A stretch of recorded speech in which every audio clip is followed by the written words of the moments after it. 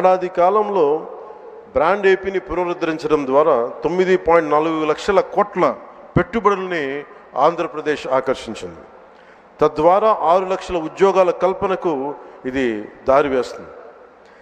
గత 5 ఏళ్లలో గజానికి ఒక గుంతగా మారిన రాష్ట్ర రహదారులకు పునర్జీవం నింపుతూ 20,000 కిలోమీటర్లు R&B రోడ్లకి మరమ్మతులు చేసింది. వైసీపీ గత పాలనలో ల్యాండ్ యాక్ట్ని రద్దు చేసే ఒక ల్యాండ్ యాక్ట్ని తీసుకొచ్చింది. దాన్ని రద్దు చేసి కుటుంబ ప్రభుత్వం రాగానే చంద్రబాబు గారి నాయకత్వంలో ఆ యాక్ట్ని రద్దు చేసి ప్రజల ఆస్తులకి రక్షణ కల్పించే విధంగా చర్యలు చేపట్టింది.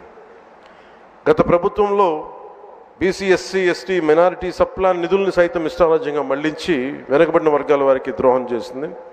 కూటమి ప్రభుత్వం సప్లాన్ నిధులు దుర్వినియోగం కాకుండా చేపట్టి ఆయా వర్గాల స్వయం ఉపాధి పథకం